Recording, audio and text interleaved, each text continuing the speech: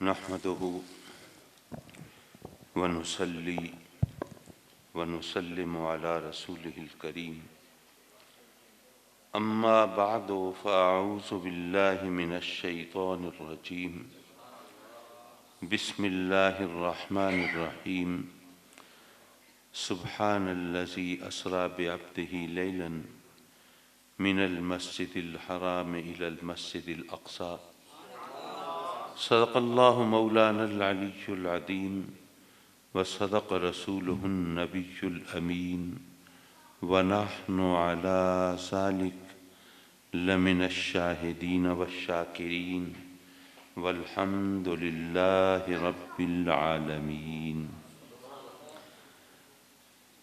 میں انتہائی ممنون و شکر گزار ہوں محترم جناب فصیح الدین سعیدی صاحب کا، عزیزم محمد قاسم صاحب، ملک کریم بخش صاحب اور ملک حق نواز بھٹا صاحب کا، اور مکرمی جناب عبد الرحمن سعیدی صاحب کا کہ انہوں نے یہ محفل سجائی، بارگاہ رسالت میں اپنی عقیدتوں اور محبتوں کا خراج پیش کرنے کے لیے آپ دوستوں کو جمع کیا اور مجھے بھی بلایا، اور میں محترم سعد ملک صاحب جو کوارڈینیشن کا کام کرتے رہے، رابطے کی خدمت انجام دیتے رہے اور میرے یہاں آنے کا سبب بنے، ان کا بھی ممنون کہ ان کے توسط سے ان محترم دوستوں سے ملاقات کی سبیل بنی، اور وہ بھی جشن معراج کی محفل میں۔ یقیناً یہ رب کائنات کے کرم اور فضل کی بات ہے۔ حضرات مکرم، یہ ماہ رجب المرجب ہے، یہ آواز ذرا کم کر دیجئے، چھوٹی سی محفل ہے، بڑے سکون سے لوگ سن لیں گے، بہت شکریہ۔ یہ رجب کا مبارک مہینہ ہے جس کی 27ویں شب کو رب کائنات نے آسمانوں پر اپنے محبوب علیہ السلام کی میزبانی فرمائی۔ میرے آقا کریم مسجد حرام سے مسجد اقصیٰ تشریف لے گئے اور مسجد اقصیٰ سے آسمانوں کا رخ کیا، اور آسمانوں سے گزر کر جنت و دوزخ کا معائنہ فرما کر اور لوح و قلم کا مشاہدہ فرما کر آپ سدرۃ المنتہا تک تشریف فرما ہوئے، اور پھر اس سے آگے عرش الہی پر متمکن ہوئے، لامکاں کی سرحدوں میں داخل ہوئے اور جمال الوہیت کو بے حجاب دیکھا، حسن یزداں کو بے نقاب دیکھا۔ حضرات مکرم، کچھ ذہنوں میں شکوک و شبہات ابھرے، کہنے لگے کہ بات سمجھ میں نہیں آئی، اگر میرے آقا کریم حضور علیہ السلام کو یہ سفر معراج نصیب ہوا تو یہ آپ کا اعزاز ہے، یہ افتخار ہے، یہ آپ کا امتیاز ہے، اور یہ وہ اعزاز ہے جو آپ کے سوا کسی اور کو نصیب نہیں ہوا۔ تو اس موقع پر جو عظمت کا ذکر ہوتا، جو شان کا تذکرہ ہوتا، جو رفعت مقام کی باتیں ہوتی، وہ آقا کریم صلی اللہ علیہ وسلم کی ذات سے منسوب ہوتی۔ قرآن میں آقا کریم کی عظمت کا ڈنکا پٹتا کہ دیکھو میرے محبوب کی عظمت دیکھو، وہ آسمانوں پر آیا، وہ لوح و قلم سے گزرا، وہ جنت و دوزخ کا معائنہ کر کے پھر میرے عرش پر متمکن ہوا، پھر لامکاں کی سرحدوں میں داخل ہوا۔ لیکن نہیں، وہ تو قرآن کیا کہہ رہا ہے؟ سبحان الذی اسریٰ بعبدہ، پاک ہے وہ ذات جس نے سیر کرائی اپنے عبد مقدس کو رات کے تھوڑے سے حصے میں مسجد حرام سے مسجد اقصیٰ کی طرف۔ تو یہاں پر تو رب کائنات اپنی پاکی بیان فرما رہا ہے، اپنے سبحان ہونے کا ذکر کر رہا ہے، اپنی شان، اپنے مقام، اپنے مرتبے کا تذکرہ فرما رہا ہے۔ تو معراج تو آقا کریم کی عظمت کا چمکتا ہوا نشان ہے، تو یہاں تو آقا کریم کی عظمت کا ذکر ہونا چاہیے تھا، یہاں تو رب کے سبحان ہونے کا تذکرہ ہے۔ یہ بظاہر فصاحت و بلاغت کے معیار سے ہٹی ہوئی بات ہے۔ لگتا یہ ہے کہ یہاں پر شاید ہم سے کچھ سمجھنے سمجھانے میں غلطی ہوئی ہے۔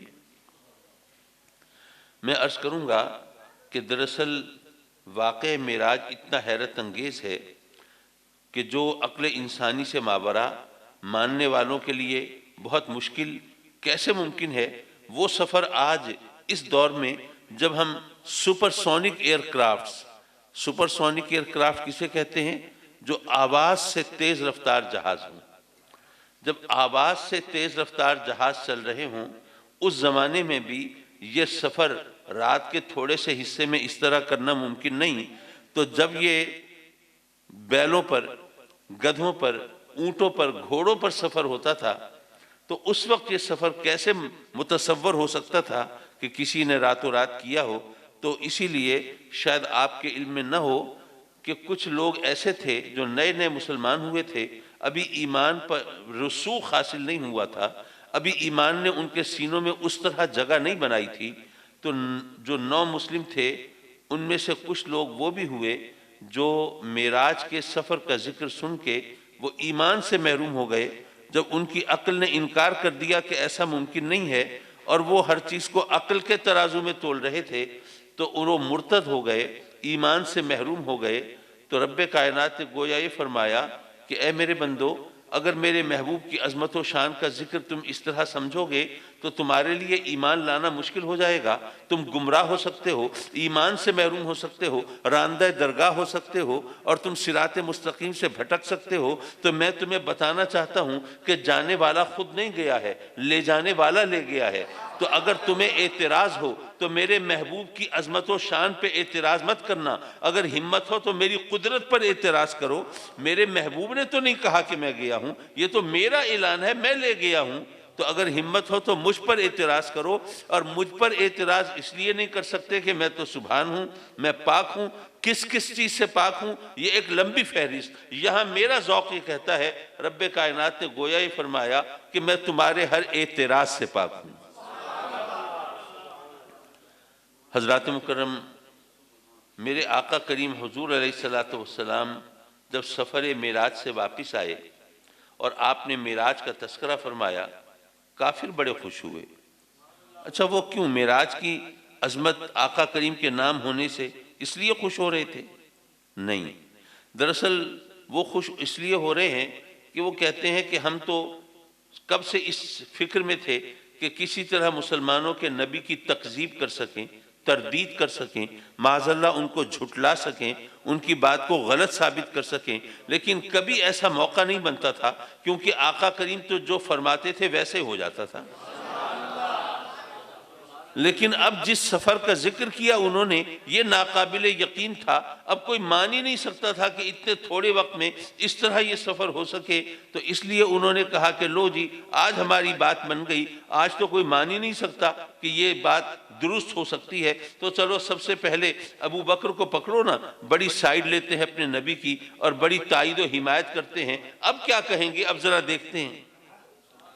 اب اس وقت تو سیدنا ابو بکر صدیق کو وہ گھیرنا چاہتے ہیں، آپ تشریف فرما نہیں، اب طاق میں ہیں، گھات میں ہیں، انتظار میں ہیں۔ جیسے ہی آپ جلوہ فگن ہوئے، کافروں نے گھیر لیا۔ ہاں بھائی ابو بکر، ذرا یہ تو بتاؤ کہ اگر کوئی شخص یہ کہے کہ میں رات کو مسجد حرام سے چلا اور راتوں رات مسجد اقصی پہنچ گیا اور نہ جانے آگے کہاں کہاں کی سیر کی، کہاں کہاں گھوما اور راتوں رات واپس بھی آ گیا، تو کیا خیال ہے یہ بات کہنے والا تمہاری نظر میں سچا ہوگا یا جھوٹا ہوگا؟ سیدنا ابو بکر بھی غور فرماتے ہیں کہ آخر یہ مجھ سے کیوں پوچھ رہے ہیں، کسی اور سے بھی پوچھ سکتے تھے، مجھ سے سوال میں کوئی چکر ہے صحیح۔ آپ نے فرمایا پہلے یہ بتاؤ یہ دعویٰ کیا کس نے ہے، یہ بات کہی کس نے ہے؟ جب کافروں نے دیکھا کہ بتائے بغیر بات بنے گی نہیں اور دال گلے گی نہیں، تو مجبوراً کہنے لگے کہ دیکھو ابو بکر، جس کو تم اللہ کا نبی مانتے ہو، جس کی صداقت کا چرچا کرتے ہو، جس کے نام کا کلمہ پڑھتے ہو، جس کی غلامی کا دعویٰ کرتے ہو، یہ بات انہوں نے کہی ہے، اب تم بتاؤ یہ ایسا ممکن ہے؟ آپ نے کیا فرمایا؟ آپ نے یہ نہیں کہا کہ بھئی تم تو کافر ہو، تمہاری بات کا کیا اعتبار، تم کوئی ثقہ راوی تو ہو نہیں، میں ذرا بارگاہ رسالت میں جاؤں، آپ سے تصدیق کروں اور پتہ کروں واقعی آپ نے بات کہی ہے، پھر بتاؤں گا۔ آپ نے یہ نہیں فرمایا، بلکہ فوراً فرمایا کہ جب میرے آقا کریم نے یہ کہا ہے تو میں گواہی دیتا ہوں کہ سرکار نے یہ سفر کیا ہے۔ حضرات مکرم، جب میرے آقا کریم کو صدیق اکبر کی اس گواہی کی خبر ملی تو وہاں سے آپ کے لیے صدیق اکبر کا لقب ملا۔ اچھا، آج کل سچ اور جھوٹ میں تمیز کرنا جتنا مشکل ہو گیا ہے، میرا خیال ہے آپ سے ڈھکی چھپی بات تو نہیں ہوگی، میں آپ سے پوچھتا ہوں کیا اخبارات کی شہ سرخیوں میں کیا ہمیشہ سچ چھپتا ہے؟ کیا ٹی ویز کے چینلز کی بریکنگ نیوز کے اندر کیا ہمیشہ سچ بولا جاتا ہے؟ کیا عدالت کے فیصلے ہمیشہ حق و صداقت کے مطابق ہوتے ہیں؟ کیا لاکھوں کے مجموع کے اندر جو بیانات داغے جاتے ہیں کیا وہ ہمیشہ درست اور سچے ہوتے ہیں؟ تو پھر ہمیں سچ کا پتہ کیسے چلے؟ اچھا، عدالت کے اندر کسی وقوعے کے حوالے سے اگر کوئی گواہ پیش ہوں اور ایک گواہ کہے کہ جی میرا خیال ہے، میرا اندازہ ہے کہ واقعہ یوں ہوا ہوگا، دوسرا کہے کہ نہیں جناب، وقوعے کے بعد میں گزرا تھا، لوگ باتیں کر رہے تھے، میں نے اپنے کانوں سے سنا تھا، لوگ ذکر کر رہے تھے کہ واقعہ تو یوں ہوا تھا، تیسرا کہے کہ جناب میں تو خود موجود تھا، میں نے خود دیکھا ہے، واقعہ یوں ہوا تھا، تو کیا خیال ہے عدالت کس کا اعتبار کرے گی؟ جو موقع پر موجود تھا، جو چشمدید تھا، تیسرا گواہ۔ اس کا مطلب یہ ہوا کہ ورڈکٹ آف دا کورٹ یہ ہے، عدالت کا فیصلہ یہ ہے کہ سچ کا پتہ آنکھ سے چلتا ہے۔ سب میں سوچنے لگا کہ کیا واقعی آنکھ ہمیشہ سچ دیکھتی ہے؟ کیا جھوٹ نہیں دیکھتی؟ مجھے اپنی اسٹوڈنٹ لائف کا ایک واقعہ یاد آیا، اپنے چھوٹے بھائی کے ساتھ محو سفر ہوں، ایک جگہ ٹرین رکی، بھائی نے کہا کہ میں ذرا پانی پی کے ابھی آتا ہوں، وہ اسٹیشن پہ اترا، اتنے میں ٹرین کے دوسری طرف وہ ریلوے لائن تھی، اس پہ بھی کوئی گاڑی آ کے رکی، میں ادھر دیکھنے لگا تو اس میں کچھ لوگ شاید مجھے جانتے تھے، جیسے ہوتا ہے دعا سلام کا تبادلہ ہونے لگا، اتنے میں مجھے لگا ٹرین چل پڑی، میں گھبرا گیا، بھائی گیا تھا اسٹیشن پہ، تو کیا ہوا، میں نے گھبرا کے دوسری طرف اسٹیشن کی طرف نظر دوڑائی تو پتہ چلا فکر کی بات نہیں ہے، اپنی ٹرین کھڑی ہوئی ہے، یہ 7 والی ٹرین چلی تھی۔ ہو جاتا ہے ایسا، آپ بچے کو سیر کرانے کے لیے موٹر بائک پہ لے کے چلے، 14ویں کی شب ہے، رات کا وقت ہے، چاند آب و تاب کے ساتھ چمکتا ہے، بچے کو مزہ آیا، کہنے لگا بابا دیکھیے کتنا مزہ آ رہا ہے، آج تو چاند بھی ہمارے ساتھ ساتھ چل رہا ہے۔ بچے کی بات سن کے سڑک کے کنارے کھڑے ہوئے شیخ الحدیث و تفسیر وہ ہنس پڑے، کہنے لگے دیکھو بچے بھی کتنے سیدھے سادے ہوتے ہیں، کہتا ہے کہ چاند ہمارے ساتھ چل رہا ہے، دیکھو چاند تو ہمارے ساتھ کھڑا ہے۔ اب بتائیے کون سچا ہے؟ دونوں چشمدید گواہ ہیں، دونوں آنکھ سے دیکھ کر گواہی دے رہے ہیں نا، اب کون سچا ہے کون جھوٹا ہے؟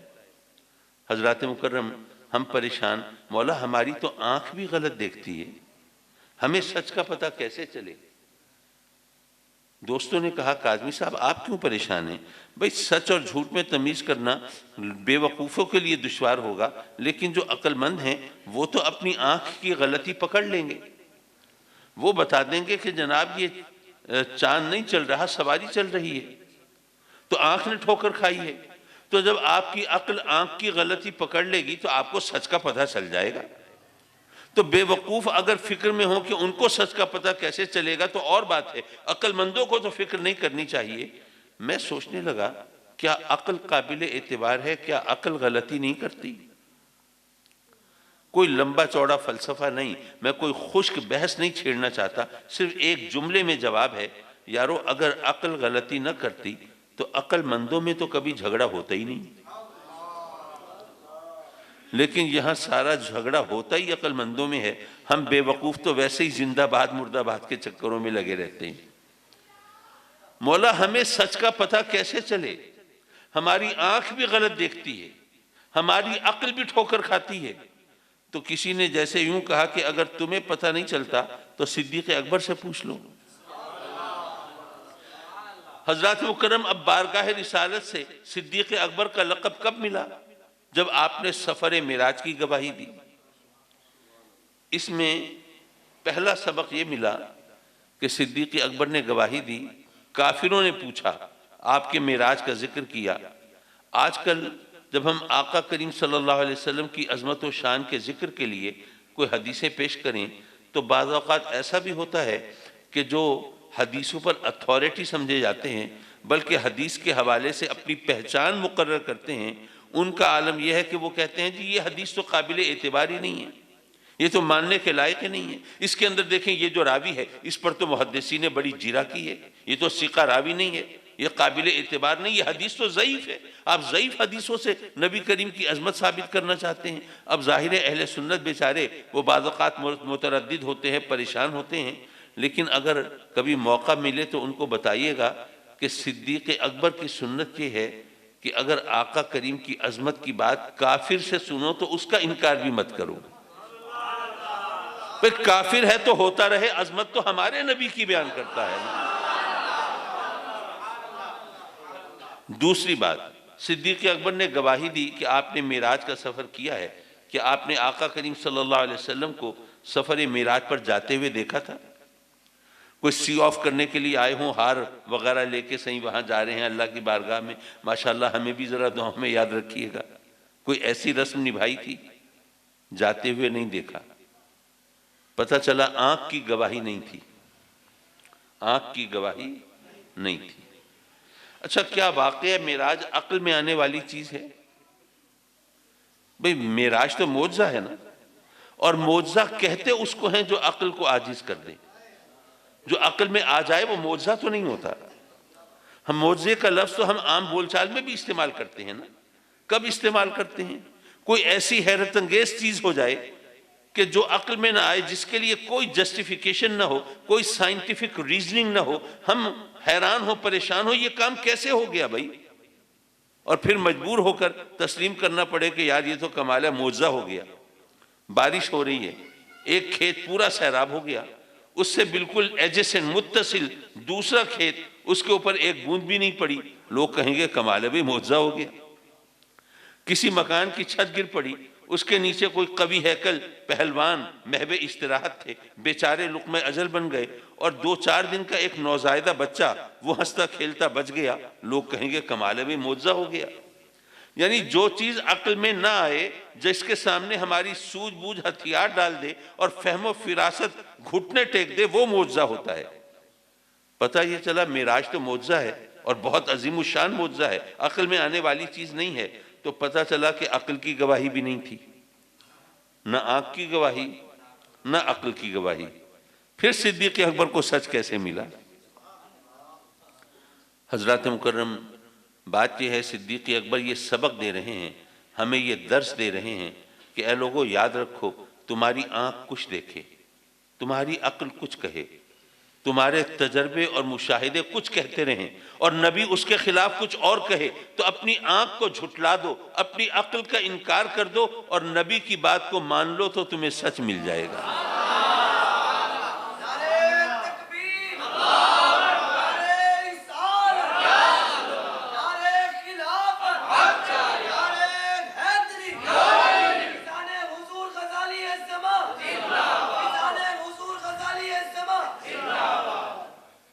یارو حق اور سچ کا معیار زبان رسالت ہے۔ دیکھیے میں ماشاءاللہ ملتان جیسے شہر میں بیٹھا ہوں، اور اللہ کے فضل و کرم سے میرے سامعین میں، لسنرز میں پڑھے لکھے نوجوان ہوں گے، اور یقیناً لوگ باشعور ہیں اللہ کے فضل و کرم سے، اس لیے یہاں پر جو بات میں نے چھیڑی تھی اس کو ایک اور زاویے سے بھی آپ کی خدمت میں عرض کرتا چلوں۔ انسان کے پاس عقل حاصل کرنے کے 2 ذریعے ہیں، یا تو اس کے حواس ہیں، حواس خمسہ، 5 سینسز، دیکھنے کی حص ہے، اس سے ہمیں پتہ چلتا ہے کہ آپ لوگ بیٹھے ہیں، آپ میں کتنے بوڑھے ہیں، کتنے جوان ہیں، کتنے کالے ہیں، کتنے گورے ہیں، کتنے موٹے ہیں، کتنے دبلے ہیں، کتنے صحت مند ہیں، کتنے بیمار دکھائی دیتے ہیں، یہ آنکھوں سے پتہ چل رہا ہے نا دیکھ کے۔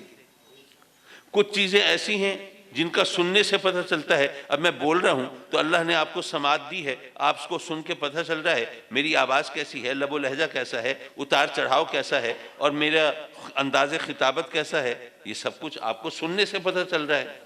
کچھ چیزیں ایسی ہیں جو سونگ کے پتہ چلتی ہیں، جناب کوئی خوشبو آ رہی ہے، کوئی مہک آ رہی ہے، یا کوئی بدبو ہے، تو اس کا ہمیں قوت شامہ سے ہمارے سونگنے کے حصے معلوم ہوگا۔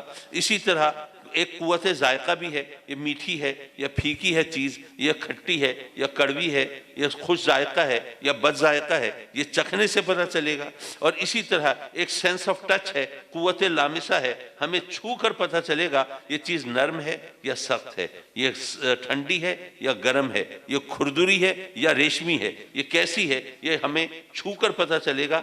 تو یہ 5 سینسز ہیں، ان کے ذریعے ہمیں علم حاصل ہوتا ہے۔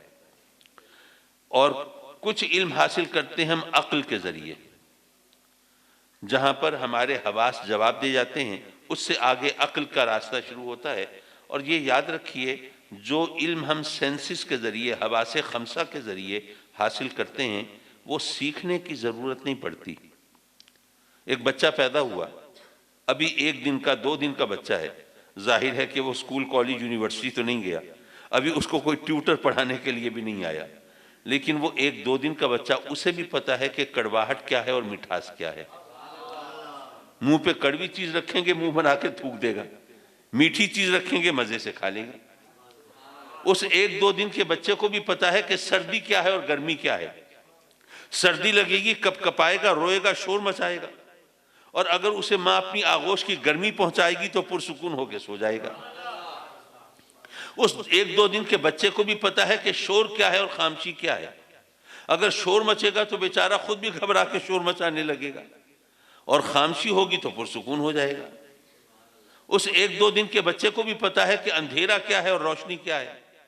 اندھیرا ہوگا تو بیچارہ مضطرب ہوگا، بے چین ہوگا، پریشان ہوگا، اور اجالا ہوگا تو مطمئن ہو جائے گا۔ تو جو حواس کے ذریعے علم حاصل ہوتا ہے، یہ سیکھنے کی ضرورت نہیں پڑتی، لیکن جو عقل کے ذریعے علم حاصل ہوتا ہے وہ سیکھ کے آتا ہے۔ کوئی سکھاتا ہے 2 اور 2 4 ہوتے ہیں، کوئی بتاتا ہے کہ نیلا اور سرخ رنگ ملا دیا جائے تو جامنی رنگ بن جاتا ہے۔ عقل سیکھنے سے آتی ہے۔ ہم نے عقل کس سے سیکھی؟ اپنے بڑوں سے، اپنے استادوں سے، اپنے ماحول سے سیکھی۔ انہوں نے کس سے سیکھی؟ انہوں نے اپنے بڑوں سے، اپنے استادوں سے، اپنے بزرگوں سے سیکھی۔ اچھا، پھر انہوں نے کس سے سیکھی؟ انہوں نے اپنے بڑوں سے، اپنے استادوں سے سیکھی۔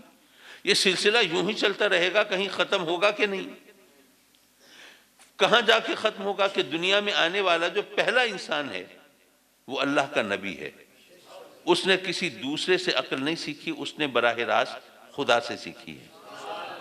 یارو، آپ کی اور میری عقل غلطی کرتی ہے کیونکہ ہم اپنے جیسے انسانوں سے سیکھتے ہیں۔ نبی غلطی نہیں کرتا کیونکہ وہ براہ راست خدا سے سیکھتا ہے۔ تو سچ کا معیار، صداقت کا معیار عقل نبوت ہے۔ جب نبی کچھ فرما دے تو اب درمیان میں ہمیں اپنی عقل کی ٹانگ اڑانے کی ضرورت نہیں ہے۔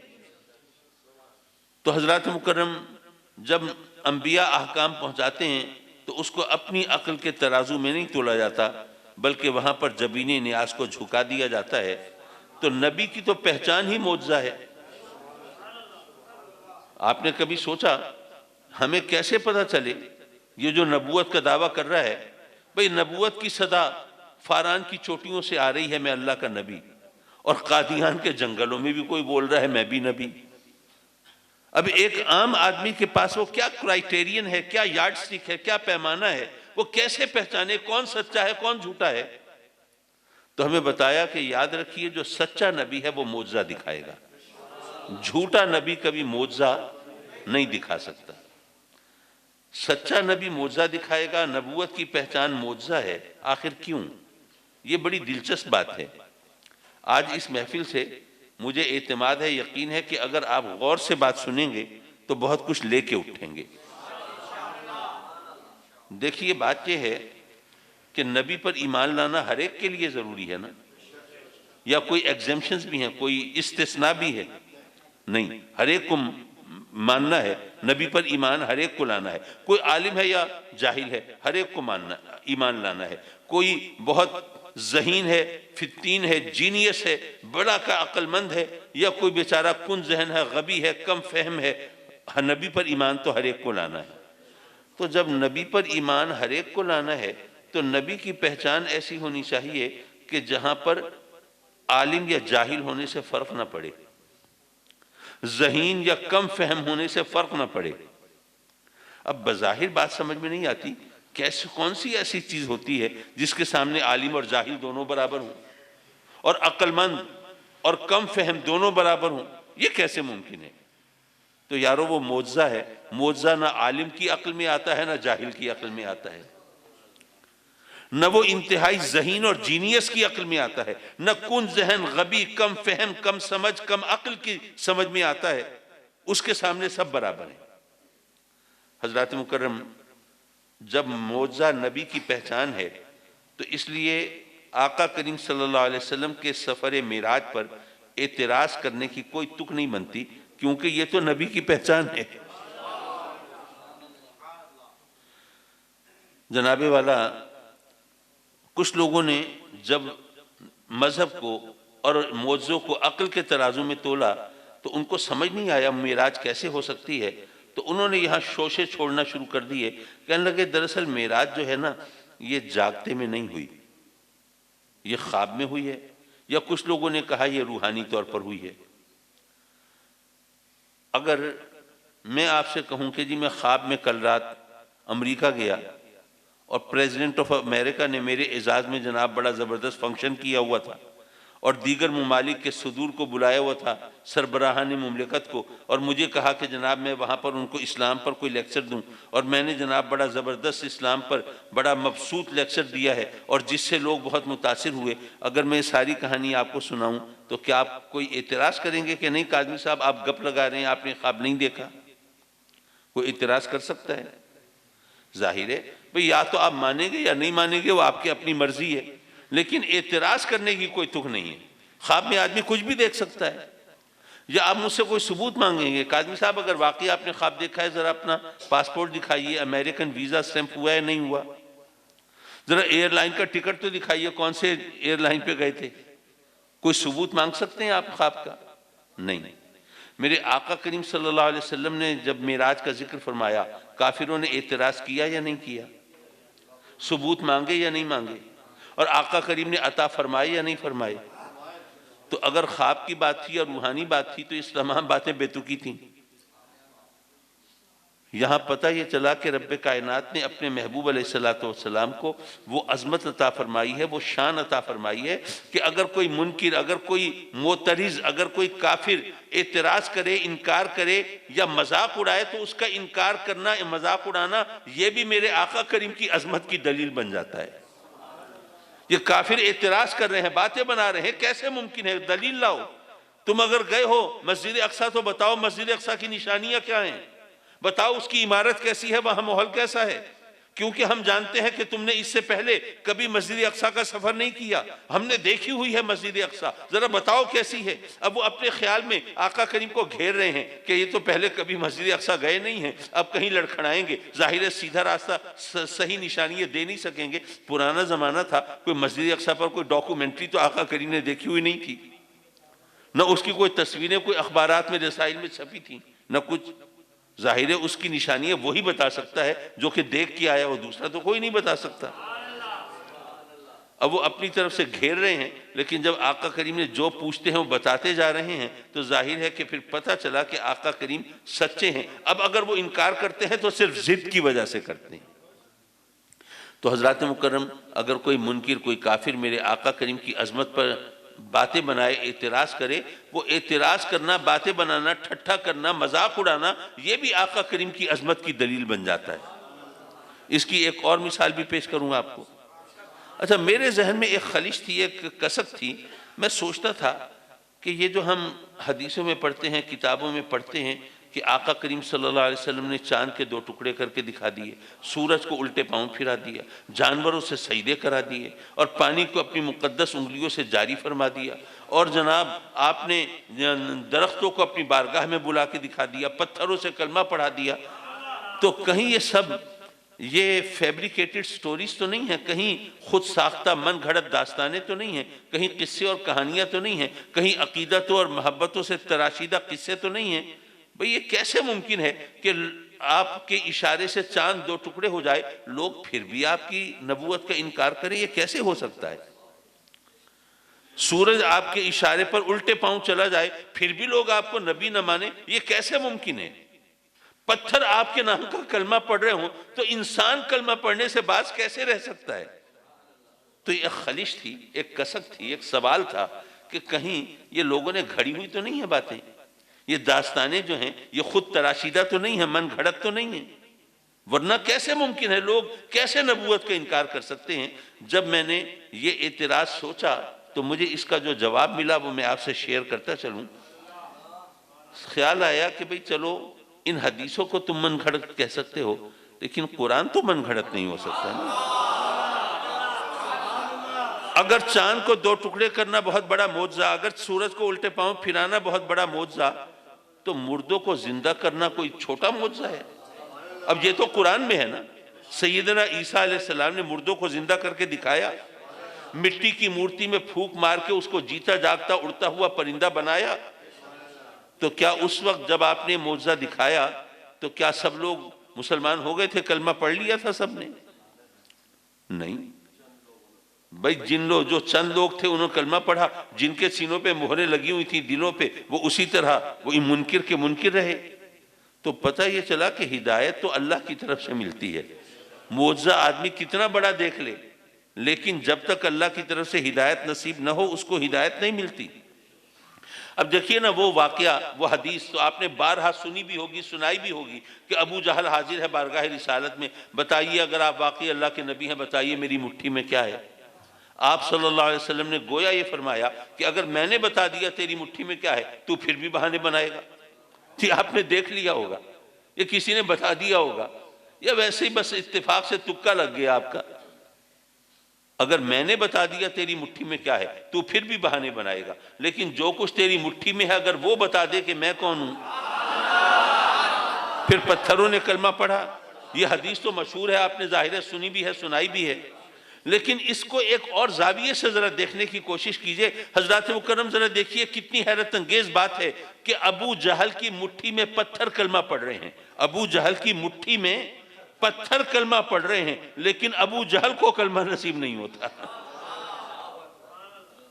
جب تک اللہ کی طرف سے ہدایت نہ ملے کلمہ نصیب نہیں ہوتا۔ لیکن وہ سوال اپنی جگہ برقرار رہا کہ آخر اتنی حیرت انگیز چیز دیکھ کر بھی کوئی انکار کیسے کر سکتا ہے؟ یہ بات بظاہر بڑی حیرت انگیز ہے، تو اس کا جواب بھی قرآن و حدیث سے مل گیا۔ وہ کیسے؟ بھئی جب کافر وہ معجزے دیکھتے تھے، آقا کریم کی نبوت کے، صداقت کے چمکتے ہوئے نشان دیکھتے تھے، تو وہ چونکہ مہریں لگی ہوئی ہیں نا، کلمہ پڑھنا نہیں، تو کہتے تھے نہیں یہ معجزہ نہیں ہے، یہ رسالت کا ثبوت نہیں ہے، یہ نبوت کی دلیل نہیں ہے، یہ تو جادو ہے، یہ تو جادو ہے۔ معاذ اللہ معاذ اللہ معاذ اللہ، آقا کریم صلی اللہ علیہ وسلم کو جادوگر قرار دے کر وہ اس طرح نبوت کے انکار کا بہانہ ڈھونڈتے تھے، اور آقائے دو جہاں صلی اللہ علیہ وسلم پر جادوگر ہونے کی تہمت لگانا یہ کتنی بڑی گستاخی ہے۔ بے شک یہ گستاخی ہے، یہ آقا کریم کی شان کے انکار کا ایک بہانہ ہے، نبوت اور رسالت کے انکار کا ایک جواز ہے۔ لیکن اس بات کو ایک اور زاویے سے دیکھیے، اگر آپ کسی کے بارے میں کہیں کہ یہ بہت بڑا جادوگر ہے، تو کیا اس کا یہ مطلب نہیں ہے کہ آپ گویا یہ مان رہے ہیں کہ اس شخص کے پاس کوئی ایسی طاقت ہے جو دوسروں کے پاس نہیں ہے؟ ورنہ جادوگر کہنے کا کیا مقصد ہے؟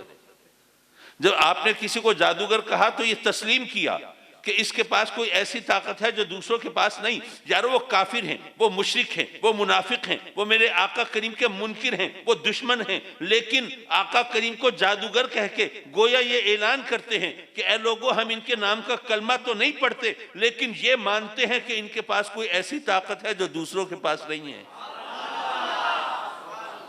وہ کافر ہو کے مانتے تھے، ہم کلمہ پڑھ کے انکار کر دیں تو یارو ایسے کلمے کا کیا اچار ڈالنا ہے؟ میں جو کہہ رہا تھا کہ آقا کریم کو اللہ نے وہ عظمت دی ہے کہ کوئی انکار کرے، مذاق اڑائے تو وہ بھی آقا کریم کی عظمت کی دلیل بن جاتا ہے۔ وہ تو انکار کر رہے ہیں نا، جادوگر کہہ کے آپ کی نبوت کے انکار کا راستہ ڈھونڈ رہے ہیں، لیکن گویا اقرار کر رہے ہیں آپ کی عظمت کا، آپ کی طاقت کا، آپ کی شان کا۔ حضرات مکرم معاف کیجئے، گھڑی پر نظر پڑی تو پتہ چلا کہ 50 منٹ ہو گئے مجھے بولتے ہوئے، لیکن میں اپنی گفتگو کو معراج کے حوالے سے ذرا تھوڑا سا آگے بڑھاؤں اور پھر اپنی بات کو کسی انجام تک پہنچاؤں۔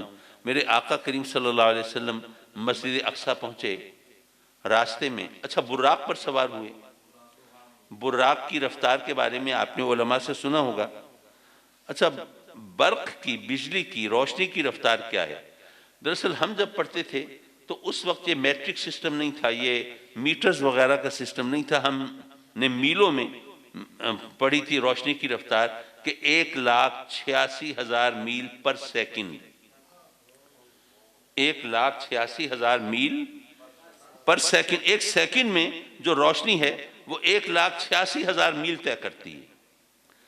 اب ذرا سوچئے کہ جب یہ رفتار ہے برق کی، تو جو براق ہے، براق اس کی ایگزیجریشن ہے، مبالغے کا صیغہ ہے، تو وہ اس سے بڑھ کر ہے، تو اس کی رفتار کا کیا تصور ہوگا؟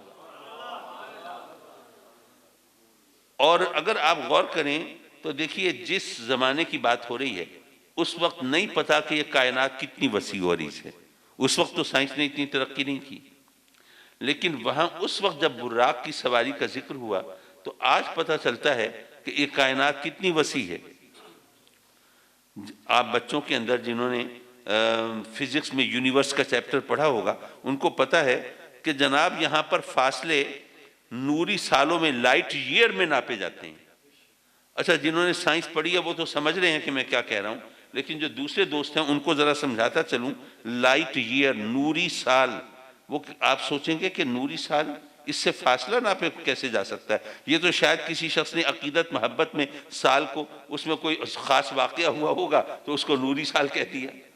نہیں، یہ دراصل رفتار کا پیمانہ ہے، فاصلے کا پیمانہ ہے۔ روشنی ایک سیکنڈ میں 1,86,000 میل طے کرتی ہے، تو ایک منٹ میں کتنی کرے گی؟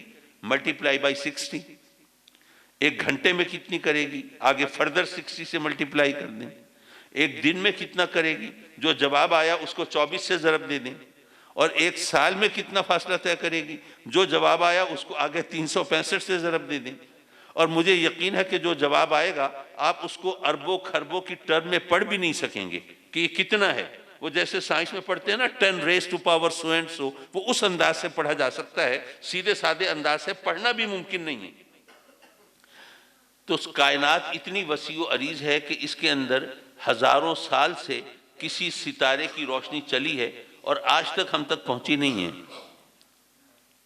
ذرا سوچئے، جو ایک سیکنڈ میں 1,86,000 میل طے کرتی ہے، ہزاروں سال میں اس نے کتنا فاصلہ طے کیا ہوگا، لیکن وہ روشنی اب تک ہم تک نہیں پہنچی۔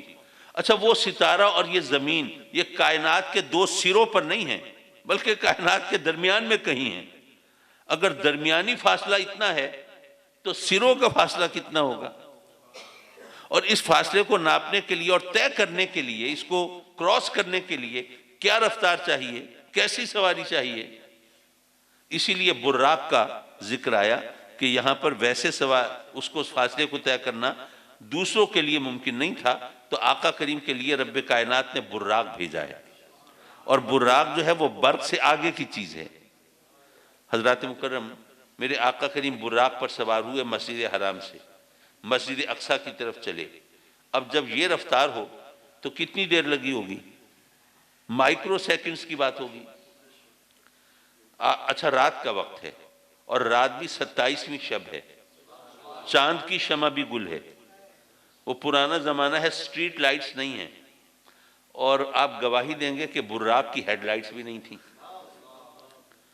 اب ایسے میں میرے آقا کریم براق پر سوار ہو کے تشریف لے جا رہے ہیں مسجد اقصیٰ کی طرف، اور فرماتے ہیں کہ میں راستے میں سرخ رنگ کے ٹیلے سے گزرا، وہ ٹیلا بھی دیکھ لیا، اس کا رنگ بھی دیکھ لیا۔ اس رفتار میں اندھیری رات میں کچھ دیکھنا کیسے ممکن ہوگا، یہ آپ سوچئے۔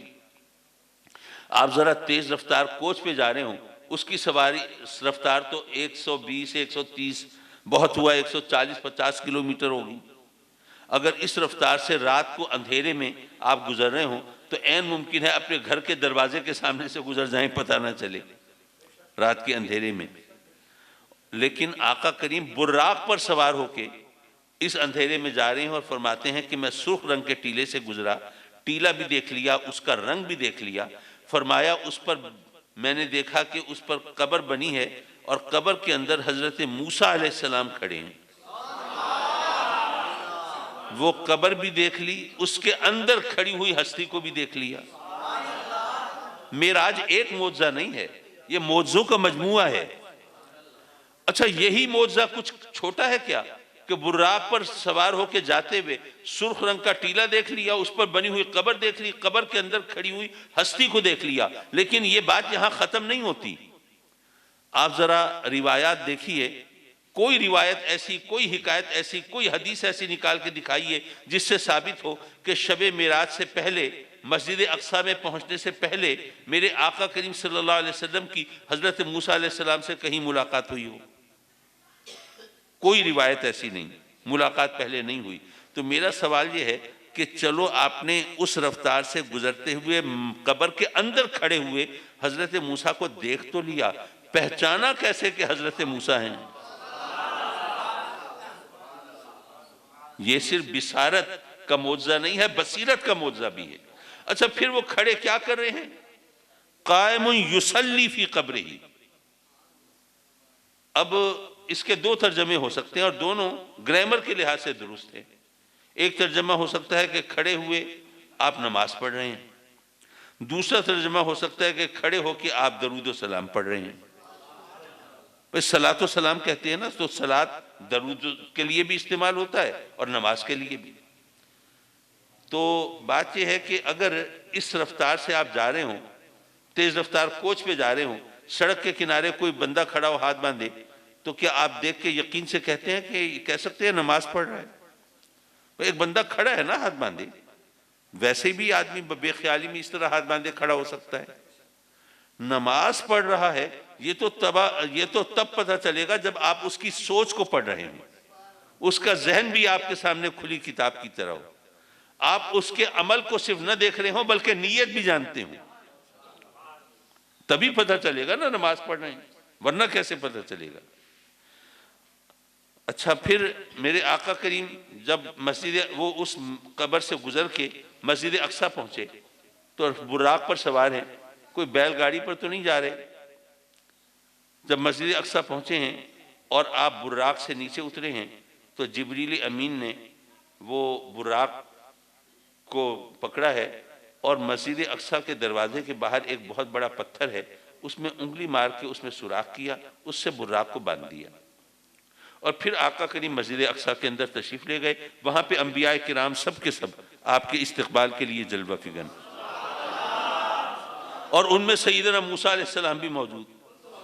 ابھی راستے میں دیکھا تھا اپنی قبر انور میں کھڑے تھے، اب آگے استقبال کے لیے موجود۔ یہ ماجرا کیا ہے؟ حضرات مکرم یہاں پہ کئی ایک چیزیں واضح ہوئی۔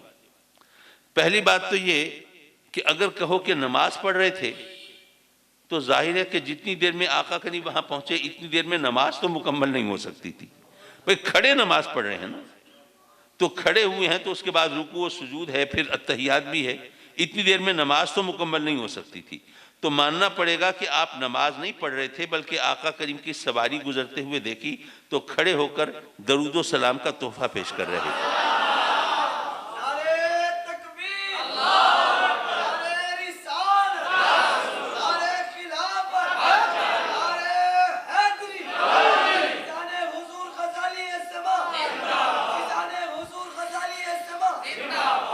اچھا میرے آقا کریم براق پر تشریف لا رہے ہیں، کوئی ایسا تو نہیں ہے کہ کوئی بیل گاڑی پر یا کسی ایسی آہستہ سواری پر کہ حضرت موسیٰ علیہ السلام نے دیکھا ہو کہ اوہ بھئی آقا کریم تشریف لے جا رہے ہیں، میں نے تو استقبال کرنا تھا، میں پیچھے رہ گیا، آپ نے جلدی سے کوئی لینڈ کروزر ہائر کی اور جلدی سے استقبال کے لیے پہلے پہنچ گئے ہوں اوورٹیک کرتے ہوئے بیل گاڑی کو، براق کو۔ ایسا تو ممکن نہیں تھا، آپ براق پر تشریف فرما ہیں، لیکن پھر بھی حضرت موسیٰ علیہ السلام پہلے تشریف فرما ہیں۔ پتہ یہ چلا کہ جو رفتار نبوت کی ہے اس کے سامنے براق بھی کچھ نہیں ہے، جو رفتار نبوت کی ہے اس کے سامنے براق بھی کچھ نہیں ہے۔ اچھا دوسری بات یہ کہ اگر یہ ضد کی جائے کہ نہیں جی ہمیشہ سے یہی ترجمہ سنا ہے، وہ آپ کھڑے نماز پڑھ رہے تھے، آج آپ نے خامخواہ شوشے چھوڑنا شروع کر دیے اور آپ لوگوں کو ہر چیز میں درود و سلام نظر آنے لگتا ہے۔ ہم نے بزرگوں سے یہ ترجمہ سنے کہ وہ کھڑے نماز پڑھ رہے ہیں، تو چلیے ضد نہیں کرتے اور ضد کرنی بھی نہیں چاہیے۔ چلیے مان لیا کہ آقا کریم نے گزرتے ہوئے دیکھا کہ حضرت موسیٰ علیہ السلام کھڑے اپنی قبر میں نماز پڑھ رہے ہیں، لیکن اب آگے پہنچے تو وہاں موجود ہے نا، اور اتنی دیر میں نماز تو مکمل نہیں ہو سکتی تھی، تو پھر یہ بھی ماننا پڑے گا کہ میرے آقا کریم تشریف لے جا رہے ہیں، اور موسیٰ علیہ السلام راستے میں ان کو دیکھا کہ وہ کھڑے ہوئے نماز پڑھ رہے ہیں، لیکن جب انہوں نے آقا کریم کی سواری گزرتے ہوئے دیکھی تو وہاں نماز کو چھوڑا، نماز کو توڑا، اور آقا کریم کے استقبال کے لیے آگے پہنچ گئے۔ یارو، اگر موسیٰ کلیم اللہ جیسی ہستی آقا کریم کا اتنا احترام کرے کہ آپ کے استقبال کے لیے رب کی نماز چھوڑ کے پہنچ جائے، تو ایک غلام کو، ایک امتی کو کتنا احترام کرنا چاہیے۔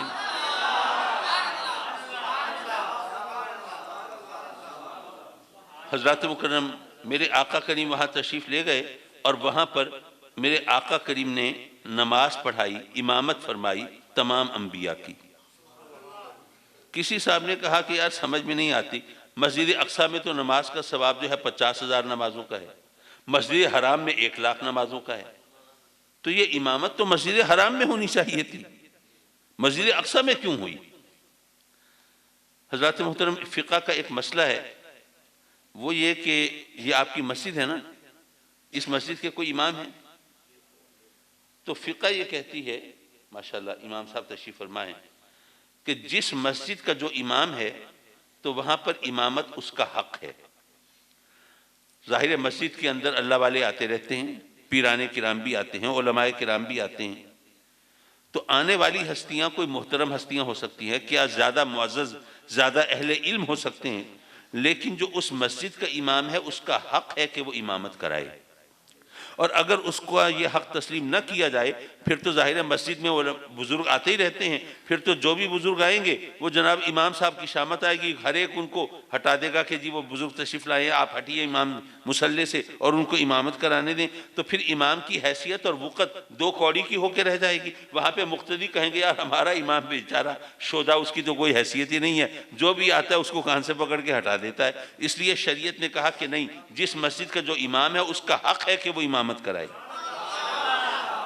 اب میرے آقا کریم صلی اللہ علیہ وسلم وہ رہنے والے ہیں مکے کے، اور مسجد حرام بھی مکے میں ہے، یوں کہیے کہ مسجد حرام میں امامت کا استحقاق میرے آقا کریم کو حاصل ہے، ایک طرح سے وہ وہاں متولی ہوئے، تو اگر یہ جماعت ہوتی مسجد حرام میں تو ثواب تو بڑھ جاتا، لیکن یہ جماعت ثواب کے لیے نہیں ہو رہی، آقا کریم کی عظمت کے نشان دکھانے کے لیے ہو رہی ہے۔ اس لیے بتایا کہ میرے آقا کریم اگر مسجد حرام میں امامت کراتے تو ممکن ہے کوئی منہ پھٹ کہتا کہ جی یہ امامت عظمت اور فضیلت کی وجہ سے نہیں، یہ استحقاق کی وجہ سے ہے۔ اس لیے مسجد اقصیٰ میں جہاں پر دیگر انبیاء کے بے شمار مزارات ہیں، وہاں پر جا کر آقا کریم کو مصلی پر کھڑا کر کے امام بنایا گیا، تاکہ پتہ چلے کہ یہ امامت عظمت کی وجہ سے ہے، صرف حق کی وجہ سے نہیں ہے۔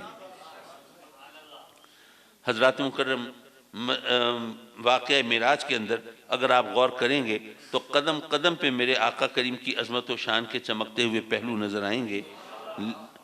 صرف نصیحت کے طور پر آخر میں ایک بات کر کے میں آپ سے رخصت چاہوں، میرے آقا کریم صلی اللہ علیہ وسلم نے شب معراج میں بھی اپنی امت کو چھوڑا نہیں ہے۔ معراج کتنی بڑی فضیلت ہے، عظمت ہے، آقا کریم نے گویا یہ فرمایا کہ مجھے یہ گوارا نہیں کہ میرے غلام، میرے امتی، میرا کلمہ پڑھنے والے وہ معراج کی فضیلت سے محروم رہیں۔ ہمارے لیے بھی معراج کا ایک انداز بتا دیا، فرمایا الصلاۃ معراج المومنین، نماز مومنوں کی معراج ہے۔ میں سوچنے لگا کہ نماز مومنوں کی معراج ہے، حج کرنا وہ زیادہ بابرکت بات معلوم ہوتی ہے، اس میں مشقت بھی زیادہ ہے، محنت بھی زیادہ ہے، خرچہ بھی زیادہ ہے، اور پھر اس میں ماشاءاللہ عقیدت و محبت کی فراوانی بھی زیادہ ہے۔ سبز گنبد آنکھوں کے سامنے ہو، سنہری جالیاں ہوں، آقا کریم کی بارگاہ میں آنسوؤں کی زبان میں بندہ عرض حال کرے، وہ کتنی بڑی سعادت ہے۔ تو پھر حج کو معراج کہنا چاہیے تھا۔ اسی طرح آدمی روزہ رکھتا ہے، بھوکا پیاسا ہے، اور اپنے نفسانی خواہشات کو لگام ڈالتا ہے، اپنے رب کی رضا کے لیے اپنے اوپر جبر کرتا ہے، تو یہ جبر، یہ تمام صبر، یہ اس کو اس مقام پر پہنچاتا ہے کہ جہاں پہ سمجھ میں آتی ہے کہ اگر روزے کو معراج کہا جاتا یہ بہتر تھا۔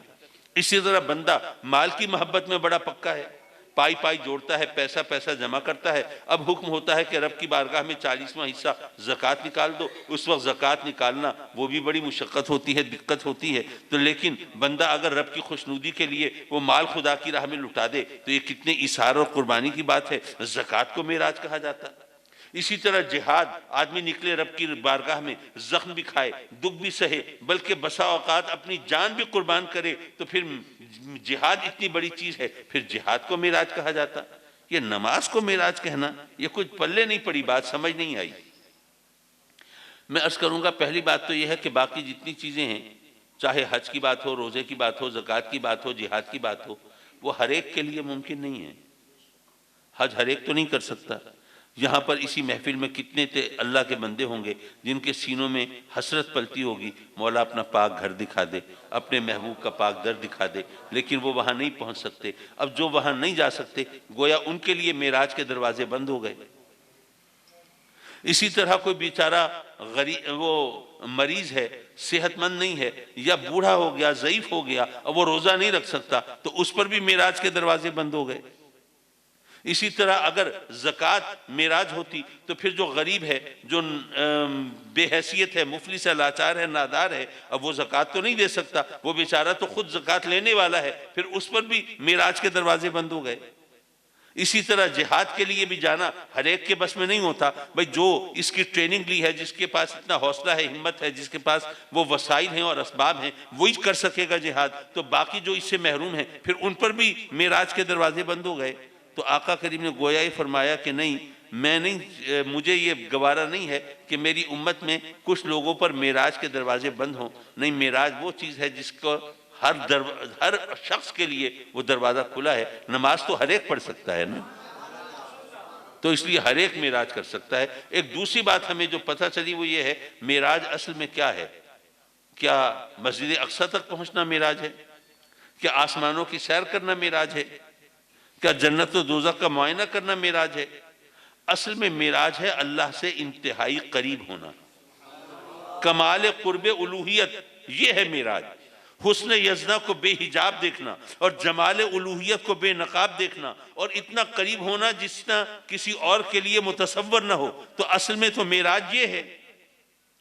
حضرات مکرم، جب معراج کمال قرب الوہیت کا نام ہے تو پھر ماننا پڑے گا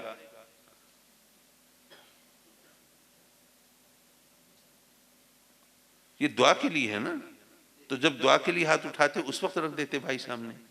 میں ویسے اب ختم ہی کر رہا ہوں، لوگ سمجھ رہے ہوں پتہ نہیں آپ نے کون سے مشکل سوال کر دیے، اور وہ سارے کمپلسری بھی ہوں گے، کوئی چوائس تو ہوگا نہیں۔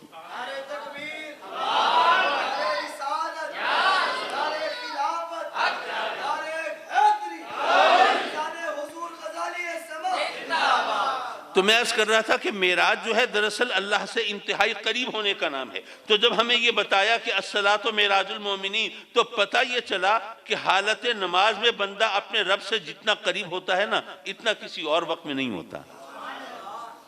یہ کمال قرب الوہیت کی علامت ہے یہ نماز۔ تو ہم دن میں 5 مرتبہ معراج کر سکتے ہیں اگر ہم اس کو اس طرح سمجھنے کی کوشش کریں، لیکن ہم جشن معراج تو منائیں اور خود نماز پڑھنے کی وہ کوشش نہ کریں اور اس کا وہ بوجھ نہ اٹھائیں، تو اس کا مطلب یہ ہوا کہ ہمارے قول اور فعل کے اندر تضاد ہے۔ تو ہمیں یہ راستہ اختیار نہیں کرنا چاہیے، اور کم از کم نماز تو پڑھنی چاہیے۔ رب کائنات کی بارگاہ میں بھی عرض گزار ہیں کہ مولا جو کہتے ہیں اس پر عمل کی بھی توفیق عطا فرما۔ حضرات مکرم، میں اب دعا کے لیے ہاتھ اٹھاتا ہوں، اور یہ محفل اب مجھے نہیں پتا اس میں اگر کچھ اور مصروفیت ہے یا جو بھی ہے، انشاءاللہ وہ آپ مل بانٹ کے دیکھ لیں گے۔ میں اپنی مجبوریوں کے باعث میں اجازت کا خواستگار ہوتا ہوں۔ اللہم صلی علی سیدنا و مولانا محمد وعلی آل سیدنا و مولانا محمد وبارک وسلم وصلی علیہ۔ ربنا آتنا فی الدنیا حسنہ وفی الآخرۃ حسنہ وقنا عذاب النار۔ میرے مولا اس مبارک اور نورانی محفل میں ہم سب کی حاضری کو مقبول و منظور کرو۔ میرے مولا یہ محفل یہ کوئی سیاسی کٹھ نہیں ہے، یہ دنیا داری کا کوئی چکر نہیں ہے، یہ صرف تیری اور تیرے محبوب کی رضا کی خاطر سجائی ہے۔ تو مولا اپنے کرم سے محفل سجانے والوں اور اس کی رونق بڑھانے والوں سے راضی ہو جا اپنے کرم سے، ان کی جھولیاں بھر دے، ان کو گوہر مراد دے دے، حاجت روائی کر دے، مشکل کشائی کر دے۔ مولا ہم مانتے ہیں ہم گناہ گار ہیں، ہمیں تسلیم کے خطا کار ہیں۔ مولا اگر اپنے گناہوں کو دیکھیں تو تیری بارگاہ میں سوال کرنے کی بھی ہمت نہ کر پائیں، لیکن تیری شان رحمت کے مقابلے میں ہمارے گناہوں کی کیا اوقات ہے مولا۔ تجھے تیری شان رحمت کا واسطہ ہے، پچھلے گناہوں کو معاف کر دے، آئندہ گناہوں سے محفوظ فرما لے، اپنے سجدوں کی لذت دے دے، اپنی عبادت کا ذوق دے دے، اپنے احکام کے مطابق زندگی گزارنے کی توفیق دے دے۔ مولا تیرے بندے تیری بارگاہ میں سوالی ہیں، آج کل غربت نے، بے روزگاری نے، مہنگائی نے کمر توڑ کے رکھ دی ہے۔ مولا ان میں بھی بہت سے لوگ اس غربت کے ہاتھوں لاچار ہیں، اپنے کرم سے میرے مولا اپنے سوا کسی کا محتاج نہ کرنا، روزی فراخ دے دے، رزق وسیع کر دے۔ میرے مولا جو بھی روزی رزق کا تو نے بہانہ بنایا ہے اس میں برکت عطا فرما دے اور اس کے ذریعے کثیر رزق عطا فرما۔ کچھ تیرے بندے قرضے کے بوجھ تلے دبے ہیں، ادائیگی کی کوئی صورت نہیں ہے، اور عجیب زمانہ ہے میرے مولا، پہلے جنہوں نے قرضہ دینا ہوتا تھا وہ پریشان ہوتے تھے، آج کل جنہوں نے لینا ہوتا ہے وہ زیادہ پریشان ہوتے ہیں۔ یہ قرضہ لینے دینے والوں کی پریشانیاں دور فرما دے اور ادائیگی کے لیے غیب سے کوئی سبیل، کوئی بہانہ پیدا فرما دے۔ کچھ تیرے بندے بیماری کے ہاتھوں لاچار ہیں میرے مولا، اپنے کرم سے صحت عطا فرما دے، شفائے کاملہ عطا فرما دے۔ مولا آج کل بیماریاں بھی نئی نئی آ گئی ہیں جن کے بارے میں کبھی سنا بھی نہیں تھا، اور علاج اتنا مہنگا ہو گیا کہ بندہ اس کی استطاعت نہیں رکھتا۔ تو مولا جو بھی علاج معالجے کی صورت اختیار کریں اپنے کرم سے بیماری کا بہانہ، وہ صحت کا بہانہ بنا دے اور اپنے کرم سے شفائے کاملہ عاجلہ عطا فرما دے۔ حضرات مکرم، کچھ وہ بزرگ ہیں جو دنیا سے رخصت ہوئے، مولا اپنے کرم سے ان کے درجات کو بلند فرما دے، ان کی قبروں کو جنت کے باغ بنا دے اور ان کی قبروں کو کشادہ فرما دے، ان کی قبروں کو منور فرما دے۔ مولا اپنے کرم سے یہ امیر بخش صاحب اور احمد بخش کی بھی مغفرت فرما، وہ دنیا سے رخصت ہوئے، اور اہل علاقہ میں جو بھی دنیا سے پردہ کر گئے ان کے لیے بھی منزلیں آسان فرما۔ اور میرے مولا یہ نور احمد، کچھ تیرے بندے وہ ہیں جو اولاد کی نعمت سے محروم ہیں، نہ جانے کب سے جھولیاں پھیلا کے آنسو بہا کے تیری بارگاہ میں التجائیں کرتے ہیں، اپنے کرم سے ان کے پھیلے ہوئے ہاتھوں کی لاج رکھ لے، ان کو خوش نصیب اولاد دے دے، زندگی والے فرزند عطا فرما۔ نور احمد صاحب کو اولاد نرینہ عطا فرما، خوش نصیب بیٹے عطا فرما۔ وہ فصیح الدین صاحب ہیں، مولا اپنے کرم سے ان کے کاروبار میں رزق کثیر عطا فرما اور برکت عطا فرما۔ یہ عبد الرحمن صاحب ہیں، یہ میرا خیال ہے کوئی اسٹرکچر آف سینٹینس جو ہے نا وہ زیادہ درست نہیں ہے، میں سمجھ نہیں پایا۔ بہرحال جو بھی مسائل ہیں تو بہتر جانتا ہے نا میرے مولا، سب کی حاجت روائی کر دے، مشکل کشائی کر دے، الجھنیں سلجھا دے، بگڑے ہوئے کاموں کو بنا دے اور اپنی رحمتوں سے سرفراز فرما دے اور اپنی پکڑ سے بچا لے میرے مولا۔ ہمارے گھروں کو امن اور سکون کا گہوارہ بنا دے، جو بے اولاد ہیں صاحب اولاد کر دے، اور مولا کریم جن کو اولاد دی ہے انہیں اولاد کا سکھ دکھا، اولاد کے دکھ سے بچا۔ کتنے دوست ایسے ہیں جو اپنے بچوں بچیوں کے رشتوں کے بارے میں پریشان ہیں، مولا یہ بوجھ بھی تو نے اپنے کرم سے ان کے کندھوں پہ ڈالا ہے، تو اپنے فضل سے بحسن و خوبی سبکدوش بھی کرا دے۔ ہمیں ہمارے بچوں بچیوں کی بہاریں دیکھنا نصیب فرما اور ان کی ہر فکر سے نجات عطا فرما۔ ہمارے بچوں کو ہمارے خوابوں کی تعبیر بنا دے، ہمارے لیے عزت و راحت کا سامان بنا دے۔ مولا کریم اپنے کرم سے اس مسجد کو آباد رکھنا، اور جو تیرے گھر کو آباد کریں تو ان کے گھروں کو آباد رکھنا۔ آمین آمین آمین یا رب العالمین۔ وصلی اللہ تعالی علی خیر خلقہ ونور عرشہ محمد وآلہ وصحبہ اجمعین، آمین برحمتک یا ارحم الراحمین۔ لا الہ الا اللہ محمد رسول اللہ صلی اللہ علیہ وسلم۔